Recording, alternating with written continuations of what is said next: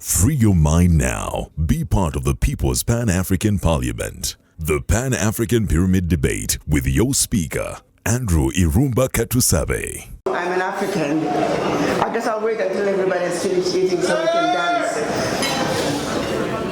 Today is our evening to talk about us.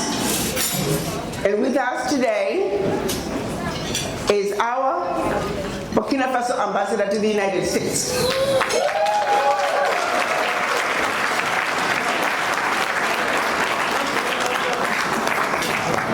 His name is His Excellency General Kassoum Coulibaly, spelled Coulibaly.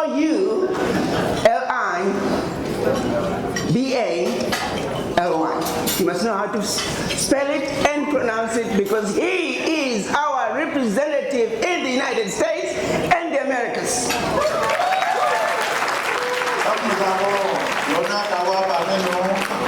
Son Excellence, Monsieur Kassoum Coulibaly, ambassadeur extraordinaire et plénipotentiaire du Burkina Faso aux États-Unis. Il est là parmi nous. With us as well is the Director for Diaspora Affairs out of the President's office. He's the one responsible also for working with the embassy in Washington to make this trip a success. Nous avons également le directeur chargé des affaires de la diaspora qui a travaillé aussi avec l'ambassade du Burkina Faso pour que cet événement soit une réalité. Ambassador, Excellency, would you please stand up so everybody can see you? Because some may not realize who you are.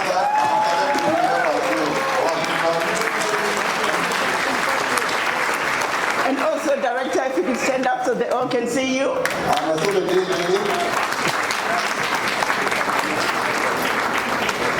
Thank you. With us today as well, we're supposed to have President Zuma, but he took a malaria pill that's made him sick. So he's having some issues because of that pill. I know that pill. I've taken it before, it made me sick too. But be it as it may, the team is here from South Africa, and we are blessed to have one of the members of parliament who's going to speak on his behalf today. Okay, nous étions censés avoir la scène présidentielle. I want to turn my camera that side. I want to turn, maybe stand here. I want to turn my camera. Ça le met un peu. Il n'est pas très en forme avec ce comprimé, mais il a son équipe qui est là et un membre de l'équipe va prendre la parole tout de suite. Allow me to take a special moment to thank the Burkina Faso ambassador to the embassy to the United States. Permettez-moi de prendre un peu de temps pour remercier l'ambassadeur du Burkina Faso aux États-Unis. Without them, we wouldn't be here today.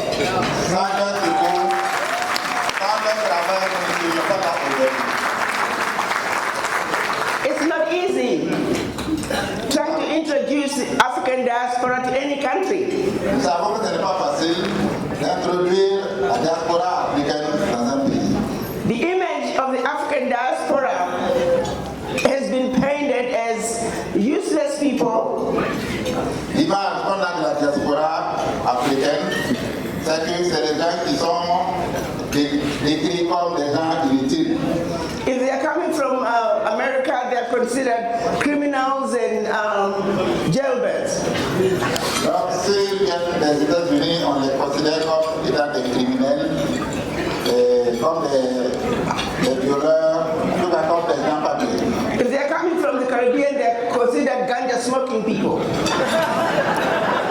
S'ils viennent des captifs, on les considère comme des gens qui fument et comme des bandits. If they are continental Africans living abroad, they are considered taxi drivers and caregivers. Et les autres Africains qui vivent à l'extérieur, on les considère comme étant des taximens et des gens qui sont là pour apporter de l'assistance à ceux qui ont les moyens. I remember when we went to Ghana, there was actually one of the ministers who wrote a letter to the president snagged that letter to me to say, can you believe this? He said, you probably don't need to meet with these people. They have nothing to offer Ghana. Je me rappelle quand nous sommes rendus au Ghana, un des ministres qui est venu me dire, vous savez, vous n'avez rien à signer avec ces gens de la diaspora parce qu'ils n'ont rien à offrir au Ghana. In spite of all that negativity about who we are as African diaspora, the embassy of Burkina Faso said, we don't care, we know who they are, and we want them to come home.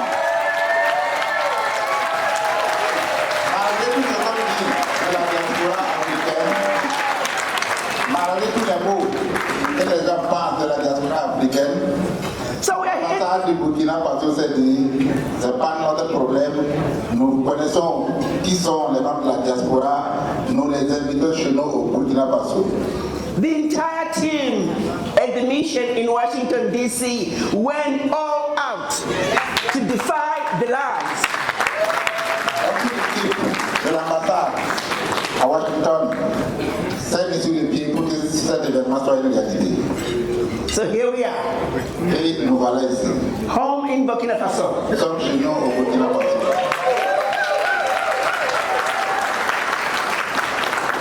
How many of you have ever been escorted with a motorcade wherever you go? Est-ce que vous avez quelqu'un d'entre vous a déjà été escorté pendant sa vie quand il circule? Ambassador Kalibuli arranged all that for you.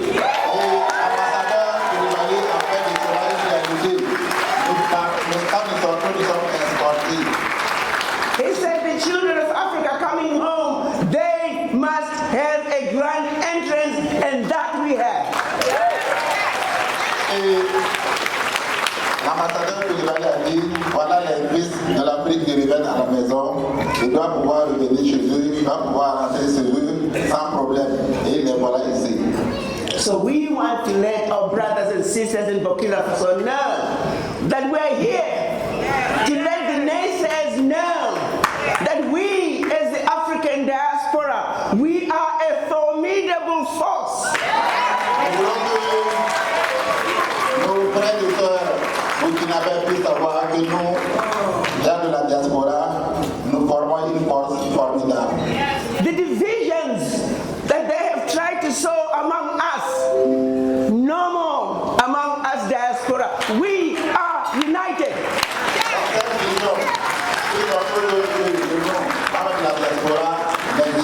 Parce que nous, dans la diaspora, nous sommes plus que jamais unis. We are going to show them right here in Burkina Faso what the word unity means. Nous allons leur montrer au Burkina Faso ici ce que signifie le mot unité. So it is, as African diaspora, Africa's gold. We are home in the country of upright men, to begin our journey. Donc nous sommes ici, chez nous, au pays des hommes intègres, pour commencer notre route.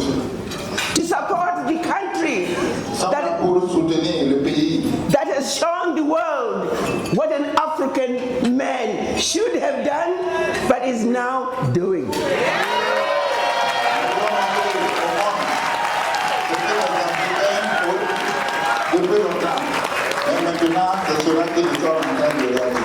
President Traore is everything we as mothers, we as wives, we as sons and daughters have ever wished for in an African man. Celui que nous, mères, nos sœurs, nous, les hommes de la diaspora et ailleurs, avons toujours souhaité avoir. So anyone who wants to say anything they want to say about coming home to Burkina Faso, I'm saying, day one, where is the war zone? Day two, where is the war zone? Day three, somebody please help me find the war zone. Day four, I haven't found the war zone yet. Please, Ambassador, where is the war zone? On a toujours dit, c'est un pays déchiré par la guerre. Nous sommes arrivés, premier jour, nous avons demandé où est la zone de guerre. The lies. Nous avons demandé où se trouve la zone de guerre. Troisième jour, même chose. Quatrième jour, même chose. Nous avons demandé à l'ambassadeur où est la zone de guerre dont il parle. May I put it out there, my brothers and sisters, that the war is out there, not here.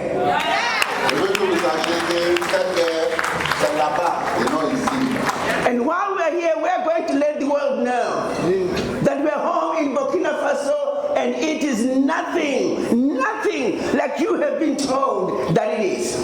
Et étant ici, nous voulons que le monde entier sache que nous sommes ici au Burkina Faso. Et c'est rien. Tout ce que les gens disent concernant le Burkina Faso, tout est faux. C'est pas le cas. So I want all of you to have hashtag where is the war zone.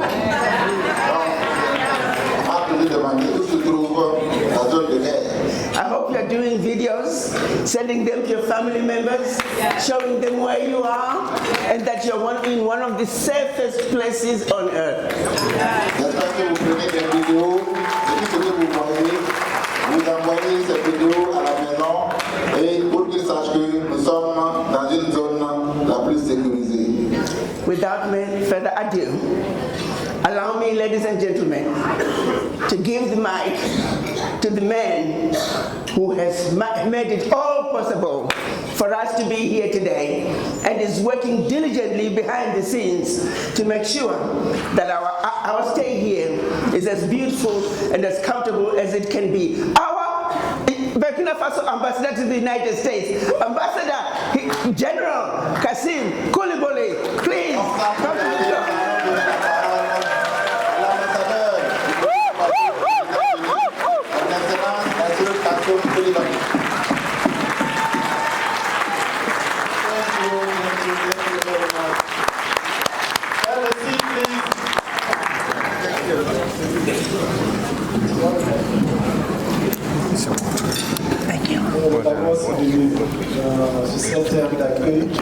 We want to say again welcome to this land.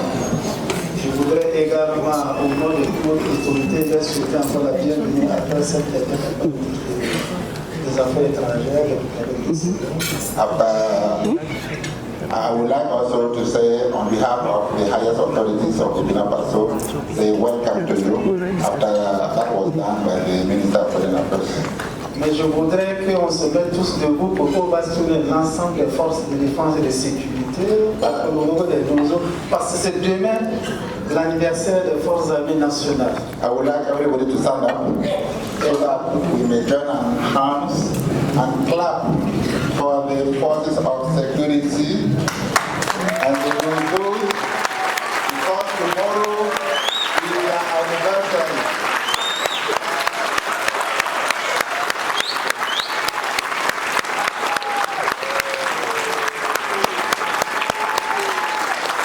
Donc chaque année, le 1er novembre, c'est la célébration de la fête des forces armées nationales. So each year on the 1st of November we celebrate the National Armed Forces. Donc beaucoup de membres du gouvernement seront là-bas, et même ça sera présidé par le Premier ministre. Et je m'excuse de tous les désagréments qu'ils ont dû constater depuis leur arrivée et des imperfections.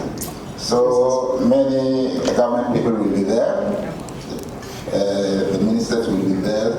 So I will also want to apologize for any inconvenience that you experienced since you came to Burkina Faso. So you can sit down, please. So, merci encore à Adélie de nous faire l'honneur d'être là, malgré tous les points d'interrogation, les couleurs différentes qu'on a dit au Burkina, vous êtes là et vous voyez la réalité du Burkinabé. So thank you once again to ADDI for being here, for this honor you made being here, despite all the bad depiction concerning Burkina Faso. You made it and we are very proud of you. Depuis un an, tout est mis en œuvre vraiment pour vous accueillir. Après la première délégation pour la semaine ancienne de la culture qui s'est bien passée, on a vraiment tenu encore pas le faire ça cette année. Et voilà ici.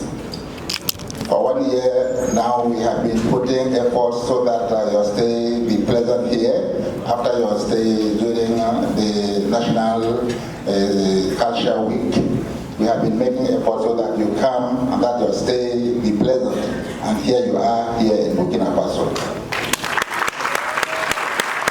Toutes remercie beaucoup. Il y a une équipe interministérielle qui a été mise au niveau des affaires étrangères avec des représentants des différents ministères pour préparer votre séjour ici. Et les gens ont vraiment travaillé. So there was an interministerial committee that was set up to prepare your arrival, and they have worked hard, and we have to be grateful to them.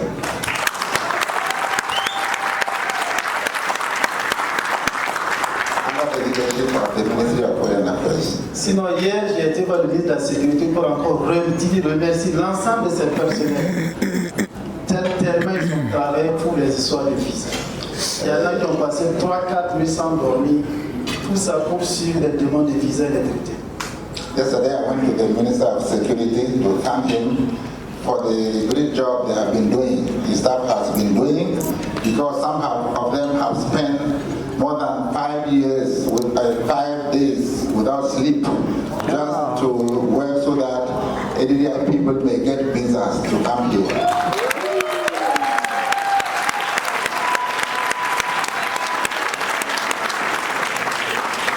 Tout est mis en œuvre. On aura la semaine qui vient les différentes audiences et puis ça va commencer par l'enrôlement pour la carte de résident permanente et on va souhaiter que tout puisse se passer. Parce qu'on m'a dit que les derniers étaient arrivés, mais on a reçu des demandes de visa encore ce soir. Bon, j'espère qu'on en a un effectif final très tôt pour essayer d'introduire les documents nécessaires. Okay, so next week we are going to continue with our activities, starting with the registration for visa. We hope that everything will happen well. We hope that now we'll have the entire list of all the people that have come to Burkina Faso. I was just told that there are people who are still asking for visas. I hope that very soon we'll have a complete list and that we'll be able to provide the permanent residency to everybody. Une fois encore, soyez les bienvenus au Burkina Faso. Once again, welcome to Burkina Faso. Vous êtes chez vous, on est ensemble, on est des frères. You are at home, we are together, we are brothers and sisters.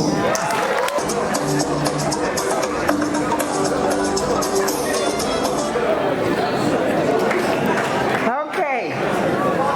It would have been nice to have President Zuma here tonight.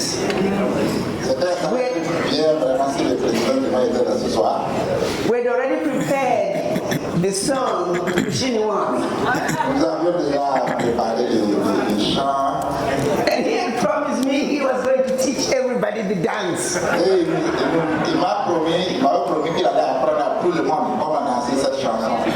going to do it before he leaves.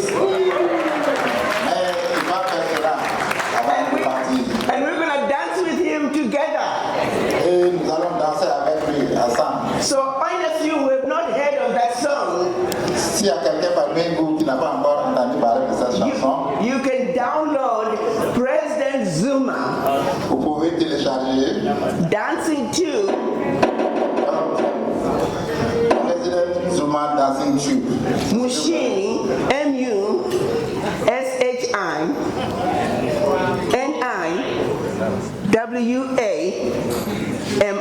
Mushini Wami. I'm going to let the MP tell us exactly how to spell it.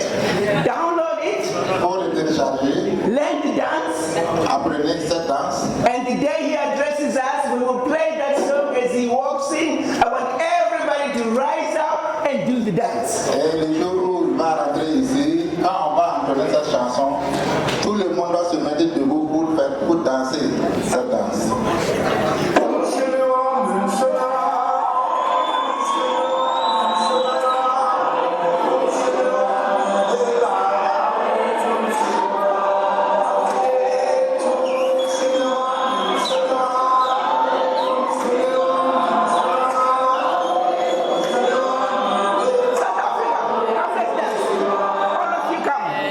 No, play the song. The South Africans. All of you come.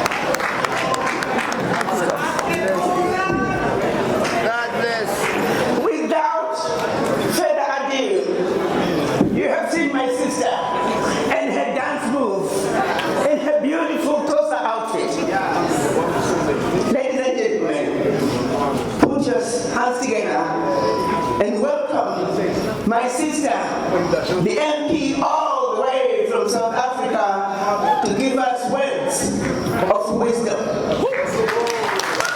Sans plus tarder, veuillez recevoir ma sœur qui vient d'Afrique du Sud avec ses beaux habits. Elle va nous donner des grands mots de sagesse.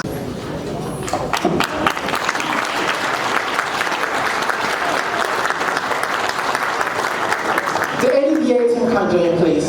Also, this one, please, from South Africa. Please, can we get a South African MP to join us here? Thank you.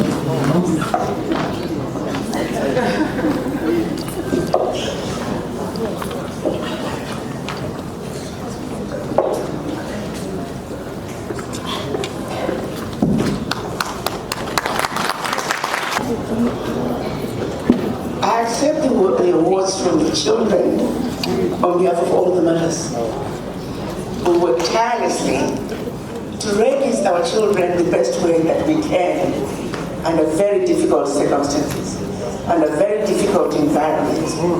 That when our children are in our home, we're doing the best we can to teach them our culture. But when they step outside the door, it's a different world. So they're constantly traversing this journey every day. What's at home, what's outside. What's at home, what's outside. It's even worse for children in the diaspora. Black children in the diaspora. Continental children, children of continental parents in the diaspora.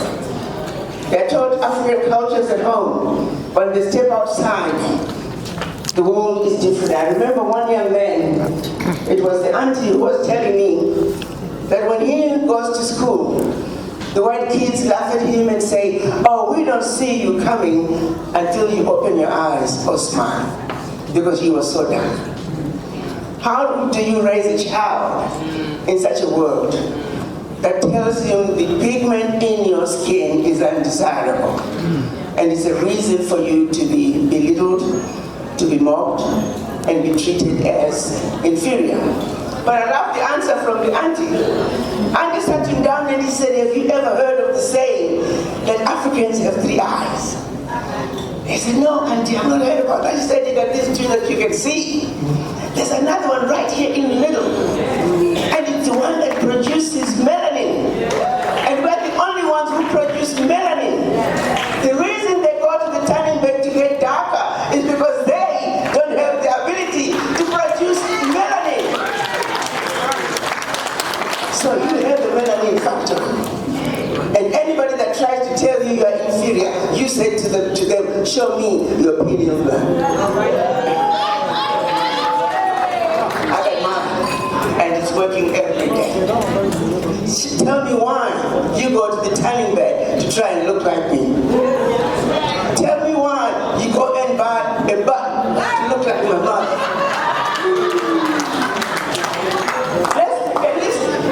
Let's tell our children the truth.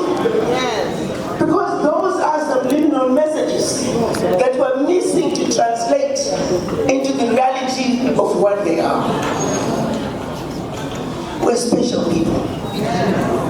And our children, we have a responsibility to teach them the truth. And nothing but the truth. Because everything's good. So to our children, thank you so much. I want to apologize on behalf of us. We have messed up your Africa. We need to do better. We must leave it better than we found. While we apologize, that's not good enough. We must make a commitment that while we are not yet there, with your energy, with your strength, and a little bit of our wisdom, if you allow us, together we can take us to the top of the mountain, which is where we belong.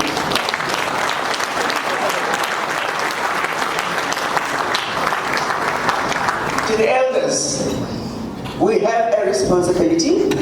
Let's each and every one of us make a commitment to raise our children as a community.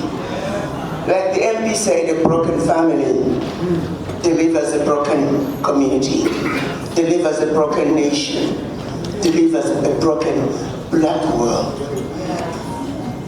It's almost as if there is an unwritten code that says wherever you see black people, this is what you do to them. Whether they're in Guyana, they're in India, they're in Europe somewhere, they're in Iowa, they're right here in Africa. There's an unwritten code. And they know exactly what to do to us to keep us where they want us to be. That needs to change. Yes. Because we are not telling our children the truth. So the ignorance that our children have is our responsibility. Let's own it and commit to do something about it. I hope dinner was wonderful. And now it's time to get to the dance floor and let's break down. Thank you. All of you have followed him. Many of you did not know him prior to independence, the independence of South Africa. But as much as you've heard the history of Nelson Mandela, guess who was right there with him? It is His Excellency, President Jacob Zuma. His sail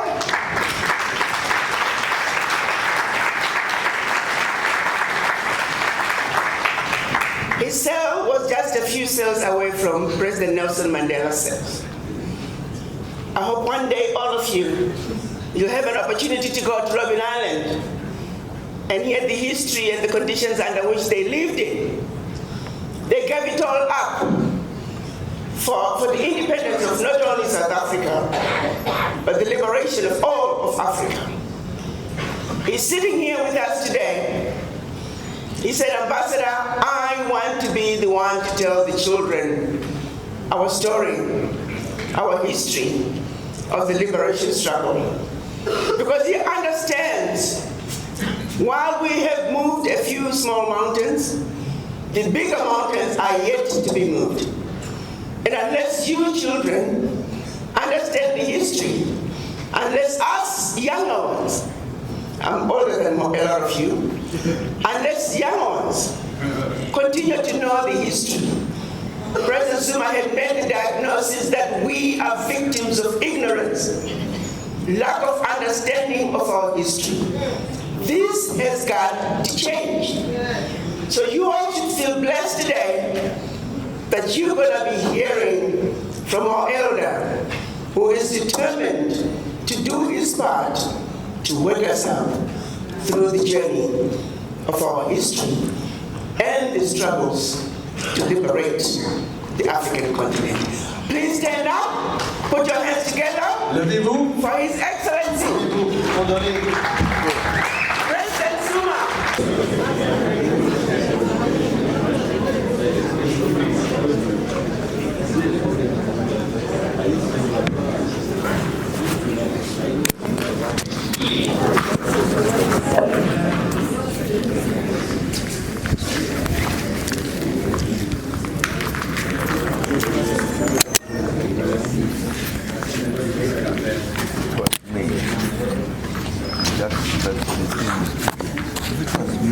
This thing has been on the table so that I can see. The table was better. Okay. The table was better.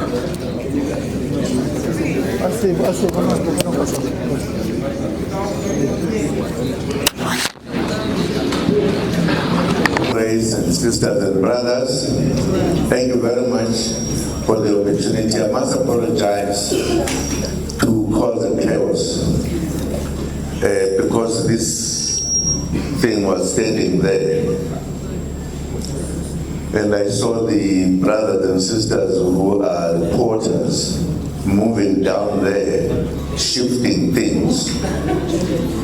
But the results of it is that if we were standing there, they would be interfering with the kind of seeing who is who. Because these guys, you can't deal with them when they're here. They don't care whether somebody inside, behind here, can't see. So we thought it was better to come here so that everything is done. I want to apologize that I just interfered with these arrangements. But you will agree, we old ones see things differently.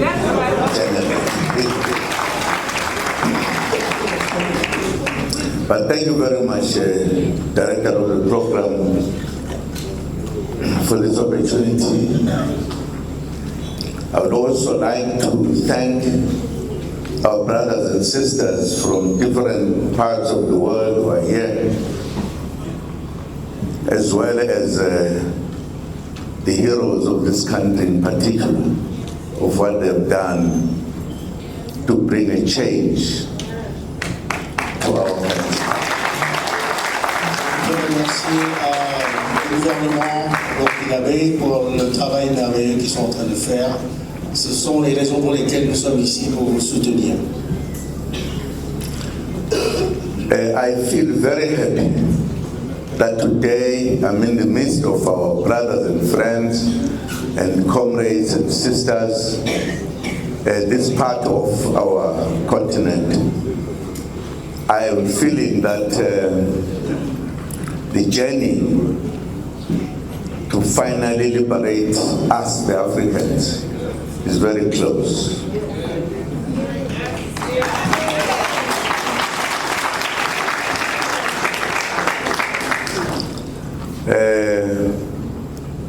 Well, this little man standing here, Jacob Zuma, he has a lot of names. Jacob,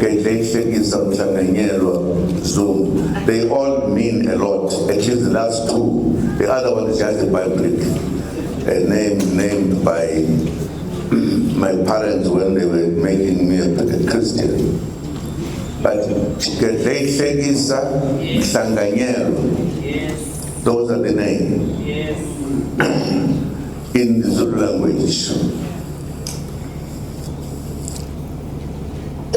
My interest to the president of our people in our continent came as a result of the atrocities that were done by white people. The devil.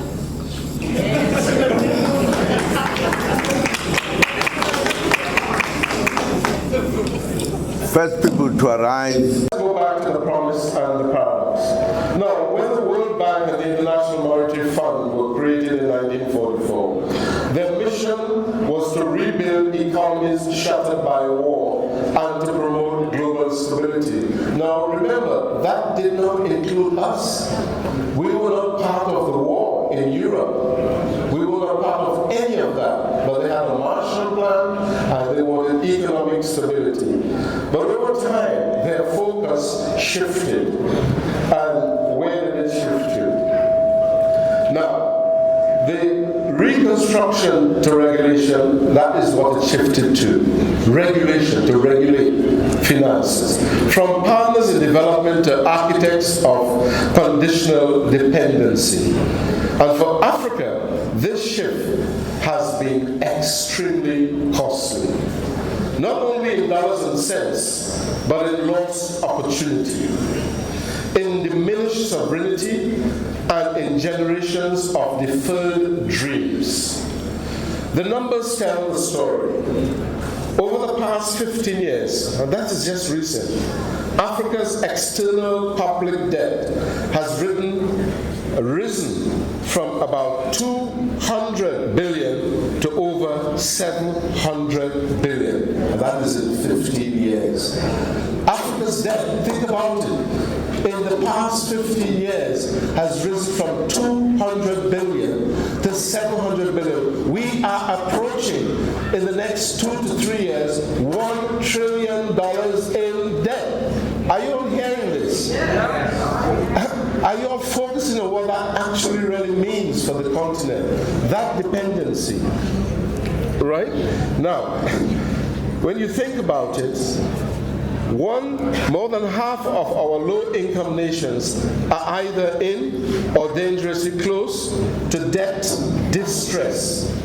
I want you to think about this very closely. Half of our countries nations, I don't call them countries, half of our nations on the continent are now in financial distress. Let that sink in for a second. Financial distress. Repeat after me. Financial distress. Good. And that is extremely costly.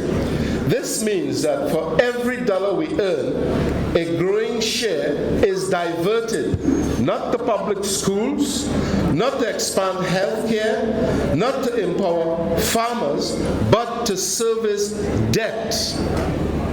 To service debt. Think about it, what I've just said. The monies that we are earning are not being put to use for our development. Not at all. It is for servicing debt. Now, what do we say to that? Much of it is contracted under conditions we did not fully design. Do you know that sometimes some contracts in Chinese are signed in Chinese? You have no idea what that contract means. Nobody has been able to tell you what that contract means, but they just come to you and say, oh, you owe us, we are taking over your port. Oh, you owe us, we are taking over your airport. Oh, you owe us, we are taking over your oil refinery. That means we are shackled totally. We cannot grow. We cannot determine our future by ourselves because we are in financial distress. Can you repeat after me? We are in financial, and that is what we've got to stop. Right, now, we can't build schools, we can't build and expand our health care, not to empower the farmers, but to service these debt. And they are not our design. The cycle, and this is very important, how they do this. The cycle is familiar. We borrow to grow, we grow to service, and then tomorrow again, we borrow to survive. Think of the cycle. What did I just say? The cycle is familiar. We borrow to grow. That's what we say. We grow to service, and then we borrow again to survive. How, my friends, how, my brothers and sisters, can Africa survive if all we do is we borrow to service, and that is to service the debts, and then we borrow again, and we borrow again, and then we borrow again. This does not make sense. This cannot be. It cannot continue. And so, this, my friends, as I've just said there, is a survival that leads to nowhere. Is the anatomy of foolishness, and is the anatomy of the debt trap. The course of conditionality. Let us, for a minute, speak plainly. Loans from the IMF and the World Bank rarely come without conditions. They all come with conditions. What are some of the conditions? They tell you reduce dependency, take away subsidies, take away social programs, and they want you to ensure that you do not have any way to assist your countrymen, your people on the continent to grow. Whether it's farmers, whether it is manufacturers, local manufacturers, they ensure that you are just there to service their debt. And it is your money, it is your raw material resources that they use as conditionalities. It is whatever you have grown a nice port, they will want to take that over. You have grown a beautiful airport to increase tourism, they want to take that over. Everything that you have built to grow your country, they now put it into the debt trap. Your money, your gold, goes goes to their central banks, and those central banks keep your money and lend it back to you at exorbitant rates. Does that make sense? I mean, brothers and sisters, does that make any sense? No. Right. We have got to stop that. So something is very wrong with the system. Fiscal austerity is one of the things they do.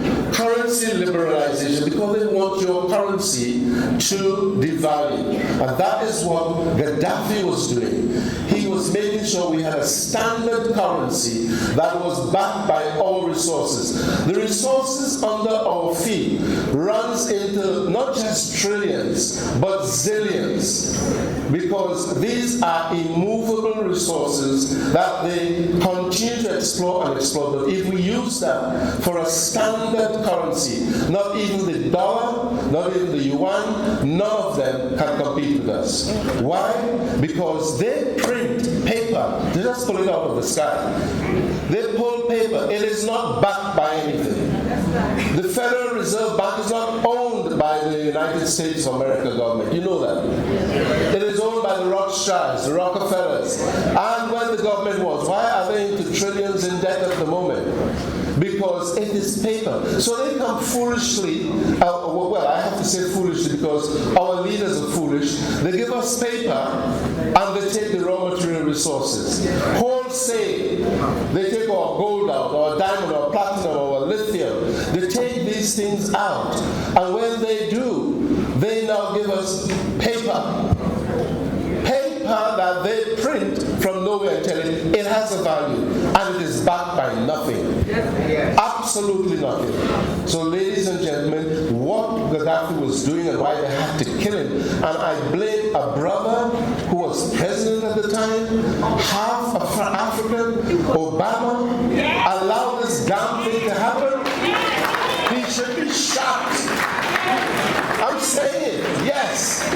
You know, look at what they do all the time. They bring Langley here to try to overthrow the whole AES. These people are house niggers.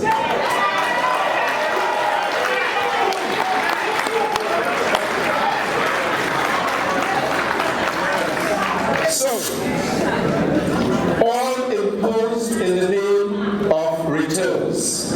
But too often, these conditions have constrained our policy space, weakened our productive base, and undermined our ability to invest in our people.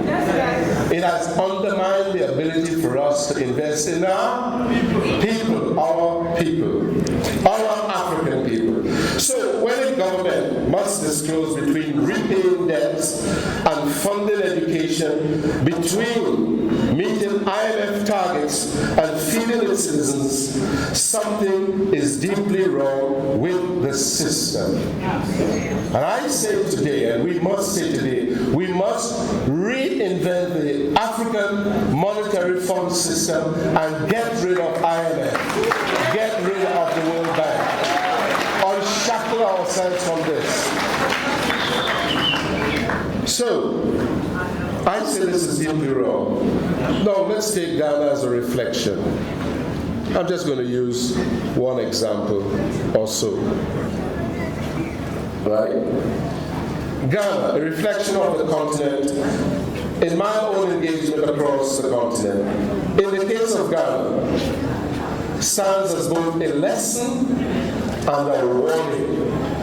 Are you hearing me? Yes. As a lesson and a warning. Why do I say that? The IMF program of 2022 brought temporary fiscal relief, yes, but I also demanded contraction. Public investment showed, social spending tightened, and local industries struggled to breathe under the weight of new taxes and austerity measures. This is not a Ghanaian story alone. It is the African story. From Lusaka to Lilongwe, from Nairobi to Accra, the sovereign question. Debt is not merely an economic issue. It is a question of sovereignty, and I dare say it is a fiscal weaponization against Africa. It is a fiscal weaponization against Africa. They see it as a way to bring the whole African issue of growth down to zero. Think about it. We are in the cycle always of a debt trap. Borrow to grow, but grow to service their debt.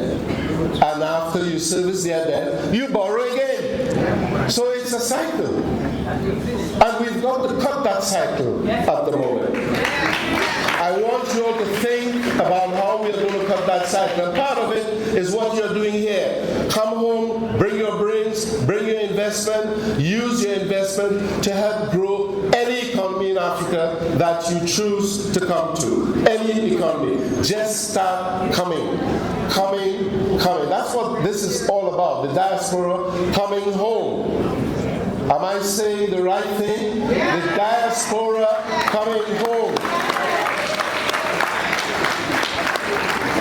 So a nation that must seek approval, listen to this quite clearly, a nation that must seek approval before it can spend on its own citizens is not truly independent.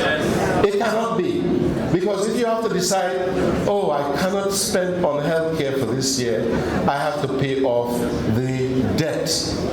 I have to pay the IMF. I have to pay the World Bank. And they send in. You ever heard of the economic hitman? Yes. The economic hitman? Yes. Those of you who have not heard about it, go and Google it. They are worse than the boots on the ground. Because at the boots on the ground, I'm a military person, they run out of ammunition. After a while, if you can't feed them, if you can't continue to sustain them, they withdraw. But the economic hitmen are there every day. They come in and they sit in your office and they tell you what to do. Can you imagine that? That you have your own government and you cannot decide what you're going to do with their funds, even their borrowed funds that you borrowed from them. You cannot. You are saying, I want to build 10 hospitals. Say, no. Don't build any hospitals now. You have to pay. You have to pay your debts. You have to service your debt. So a nation that must first seek approval before it can spend on its own citizens is not truly independent. The debt trap has become a new form of control. Quiet, legal, and devastatingly effective. Devastatingly effective because they're like Rottweilers. They put their teeth into you and they do not let go until they pull flesh. They do not.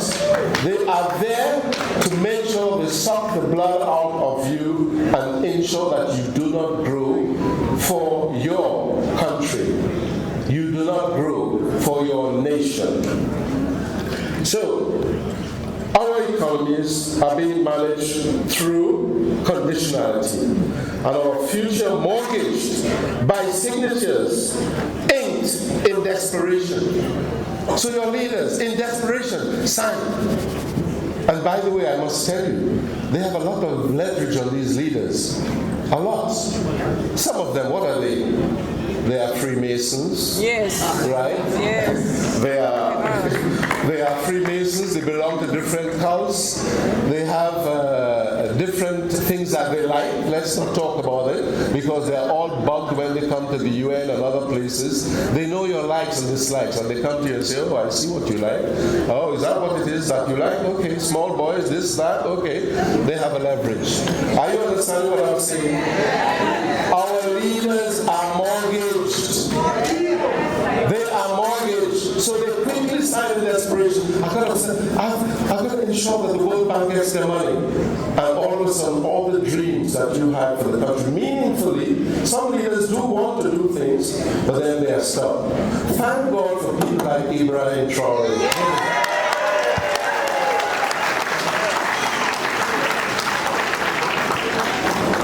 The debt trap lifestyle has become a new term for control. It's a new form of control. Quiet, legal, and devastatingly effective. I repeat that. Our economies are being managed through conditionality. And our future is mortgaged by signatures, inked, I said, in desperation.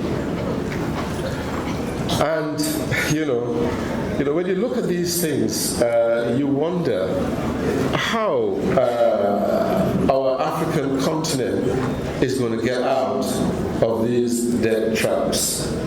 So, there's a maze, right? There is a maze. And the maze is a complex and opaque system. Our debt landscape is now a big maze. And here are the mazes, and note them. Here are the mazes. Paris Club, China, private bondholders, multilaterals, commercial banks, each pulling in different directions. And because of these agreements, which are made and cloaked in confidentiality, always cloaked in confidentiality. Have you ever been able to read a Chinese contract for development in infrastructure? Has that ever been in the newspapers, transparent for everyone in the nation that you are in to see? No. Where is the transparency? There is no transparency, and they always make sure that it's cloaked in secrecy. It's cloaked in confidentiality. That's the words that they use. It's a very clever trap. Don't tell your nation what you're signing. This is confidential between the World Bank or the China Exim Bank and or the Paris Club and you. And when I say you, I mean you. Because they pay on, and we will publish it. It's important because when you publish it, you are exposing them. Yes. Not only are you exposing them, you are exposing the leaders. Accountability. Accountability. Yes.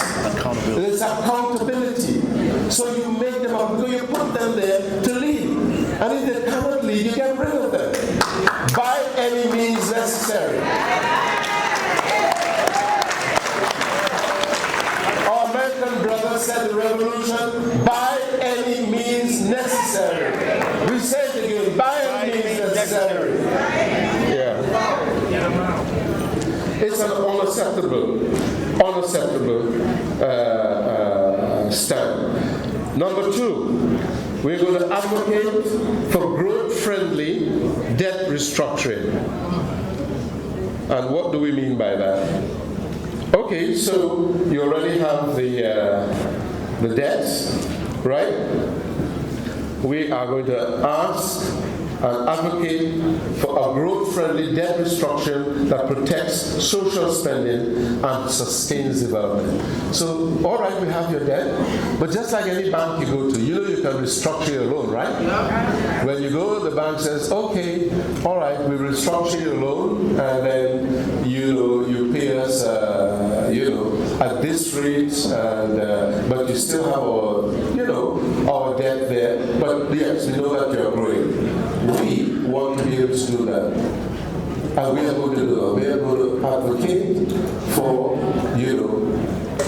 replacing of the loan, right, with a restructuring, debt-friendly, growth-friendly, because it's already there, right? Unless we see that those debts were signed, without the country knowing what they really signed for, we'll ask for those debts to be dismissed. Yes. Because if you don't know what you're signing, and you did not know what you signed because it was written in some Confucius language, then, you have to forgive that debt. Yes. And if you took our resources, at undervalue, we do, or those of us who are mathematicians here, we do an equation. Yes, we do an equation. You got these resources undervalued, like they've been taking here from Burkina Faso before, the uranium at $8 and selling them at $1,000. Only the marginal difference is from 1,000 minus 8 is what? 992, not so? So we apply that 992 multiplied by how many you took out against the debt that you made us incur. Isn't that a nice mathematical forgiveness? We have applied maths, haven't we? Yes. So, we are going to build capacity within our member states. That is one of the things we are going to do, right? Without asking for permission. Training negotiations. We bring in economists, policymakers through our chambers and training centers. So those who are economists here gathered, those who are strategic thinkers, these are the people we want your brain power. Put it into ADDI, put it into AICCI, and start developing the fight to accountability for those debts that IMF and World Bank has pushed on our people. So we ask all of you to join and keep joining and keep contributing and putting your mind, your brain power, your talents, your experience, your expertise to work for the greater good. And that greater good is Africa. So we mobilize private and diaspora capital to reduce our dependency on external creditors. Through these actions, the ADDI, the AICCI will ensure that Africa's voice is heard.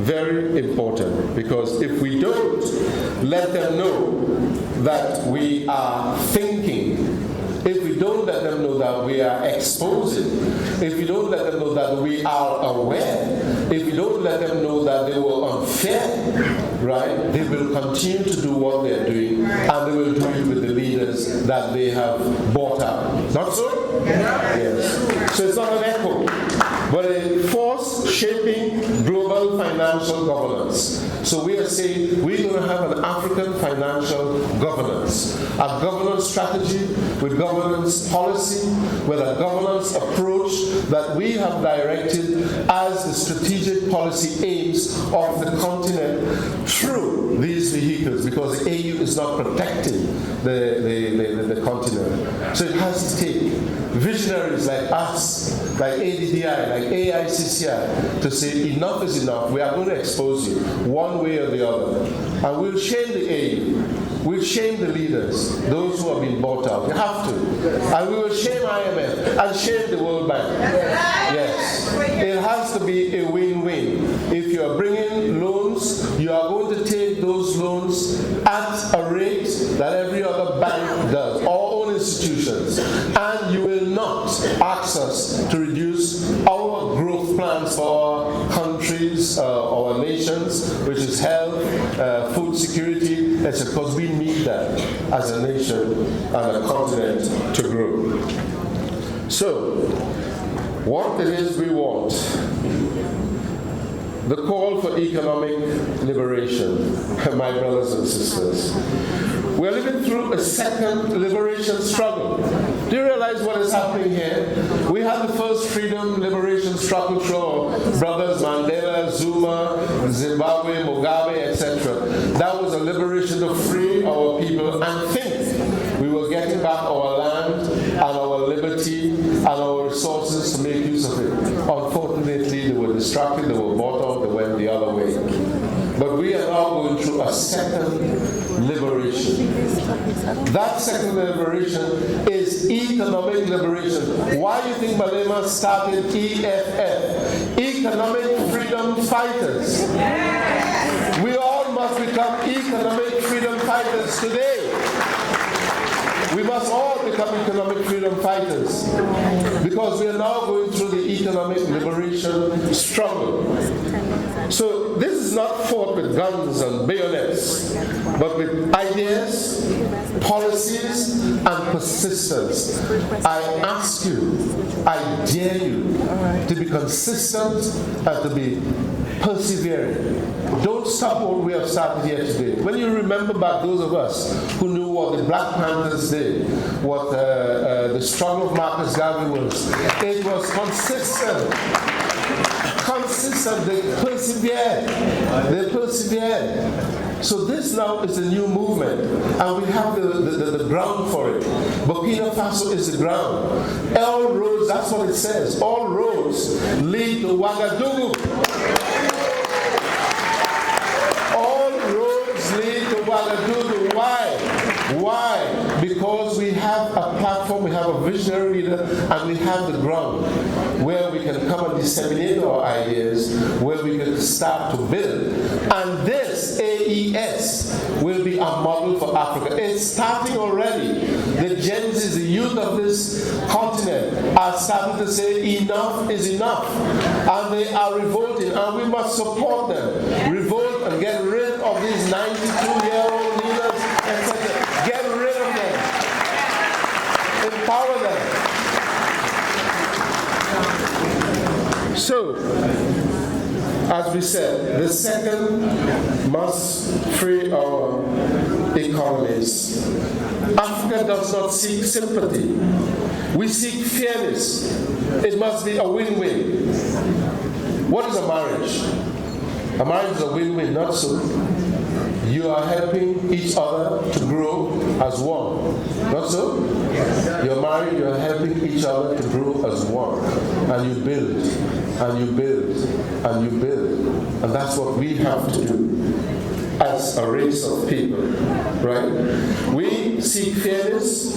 We do not demand handouts. We demand equity. And we do not aspire to remain borrowers, right? We do not aspire to remain borrowers. We mend our own fences within our member states.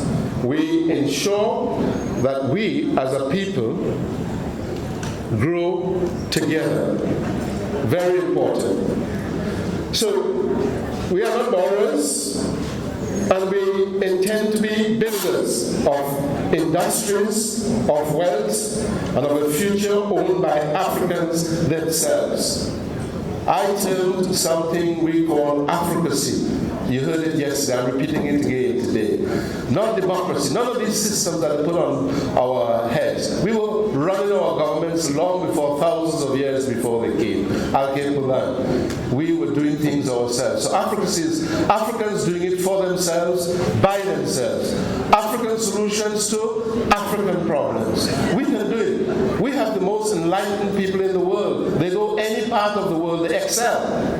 We excel. We go through all the hardships, and yet we still shine. Let's do that here. Let's do that here on the continent. Use this fertile ground of Burkina Faso, Ouagadougou, Niger, Mali, and all the others who are toppling their governments. They are now realizing that the youths of the continent are saying enough is enough, and they're going to topple the rest of these governments. That is what they fear at the moment, because a united Africa is going to be stronger. We don't have the resources. We have it. They pay them off. Okay, we give you a mansion in Paris, we give you a house in Dubai, we give you something new.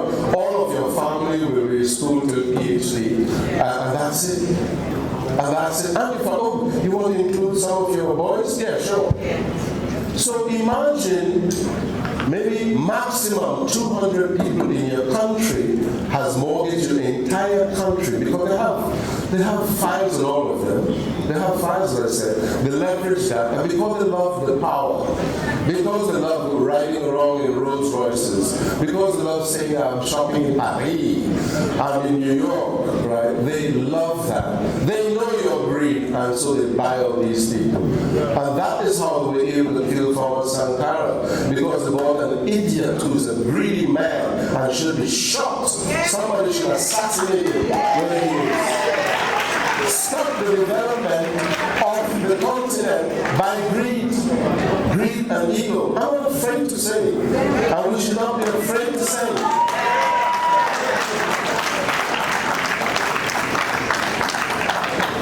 So, how can the people to govern themselves when the debts are secret? How can we plan for tomorrow when we do not know the true cause of the day?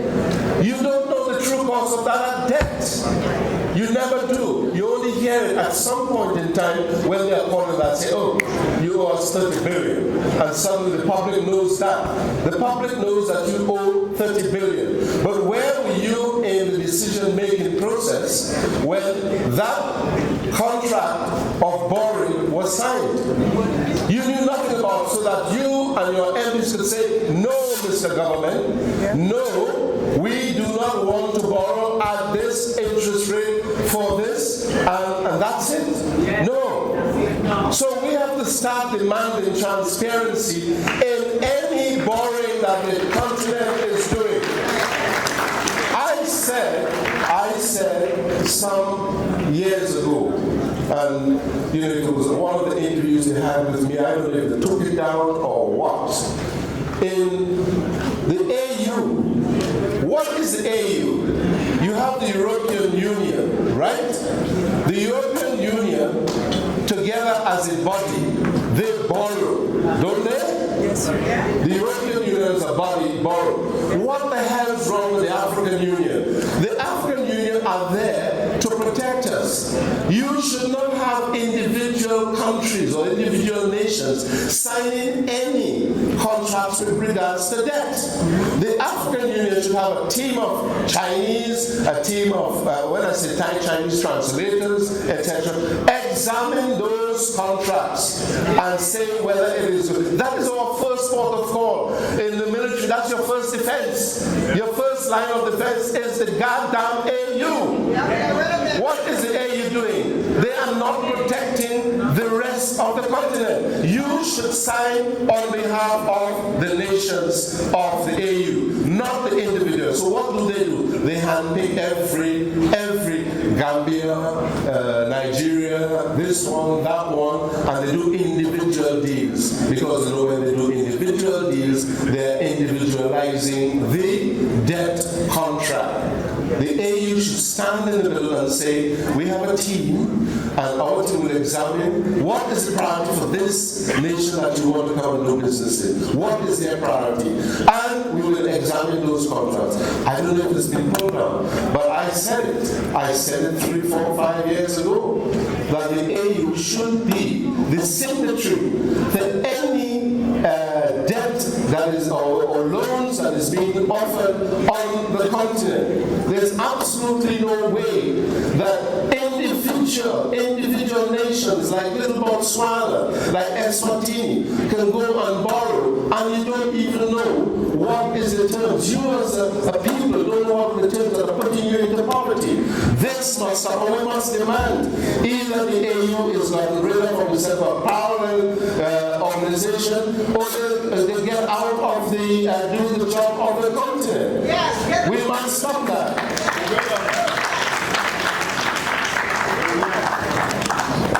So, my brothers and sisters are going back to the main issue here and the sovereign debt. What are we talking about? IMF, International Monetary Fund funding. I get very passionate about this because I realize that we are, and anyway, that's why we're having this conversation. So what's the path forward? What's the path forward? The path forward is to break this cycle. Africa must take back control of its economic narrative. We must demand transparency. Every loan, every guarantee, every term must be made public. It must be made public. That has to be a policy strategy of any government on the continent. We must demand, and this is where ADDI, I'm chairman of the African International Chamber of Commerce and Industry, and we are demanding this. We, as an institution, also are demanding this. We must ensure to break the cycle that every loan, listen to me and write it down, every loan, every guarantee, every term must be made public. I'm not hearing you. Must be made public. So that is something that will come out of this year and our declaration. It must be made public. We must invest in domestic debt markets and regional sovereign wealth mechanisms, allowing us to finance growth in African currencies, not foreign ones. Yes. We must strengthen African financial institutions, African Bank, African Development Bank, and the emerging platforms like the AIS Exchange, the African International Exchange. Are you hearing what I'm saying? I don't think you're hearing me. Are you hearing what I'm saying? We must invest in our own institutions. Let us learn among ourselves. How do the Jews, how do the Indians, how do the Chinese develop? They share the money among themselves, they loan among themselves, and they grow among themselves. We need to start that narrative, strengthen the institutions we have. So to mobilize investment capital and diaspora savings within our own ecosystem is what we have to do. Dr. Arikana spoke about the African Legacy Bank, the African Legacy Fund. I want us, wherever we go back to, start pouring money into a legacy fund. Start pouring money into our own bank that we can start and put money towards expanding, growing, and put it towards the right type of investment. Let us not fool ourselves. The World Bank and IMF and others will always strangle us with debt, and we can only break free by increasing our wealth and having our own institutions strengthened. So, we must speak with one voice in international negotiations. I just spoke about that. One voice. If it's not the African Union, then let it be ADDI, let it be AICCI. Yes. Let us promote ourselves to be the one voice. If these idiots at the AU just spending time following their master's voice, then get rid of them. Yeah.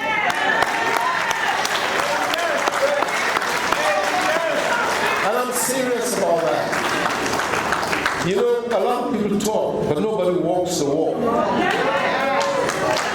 I'm not interested in orators. I'm not interested in orators. They have their role to play. A lot of people go and they speak, they take up a mic, and they speak very nicely, and they talk about a lot of things. Ask them, as my sister here said, what's the next step? What's the implementation plan? We're talking here now about implementation plans. How do we break the cycle? Right? How do we break the cycle? So, a fragmented Africa is a vulnerable Africa. This term, united we stand, divided we fall, is exactly that. What did I just say before? I said the pick of every single individual nation on the continent, one by one. They know what your weaknesses are, they know what your strengths are, and they know when to push you with debt, and they already get the leaders who they bought over. You are finished. So this a fragmented Africa cannot hold. And that is why they had to kill Muammar Gaddafi. That's why they had to kill Thomas Sankara. And that is why they're aiming their shots all over to Ibrahim Traore and the AES. But we will never let that happen.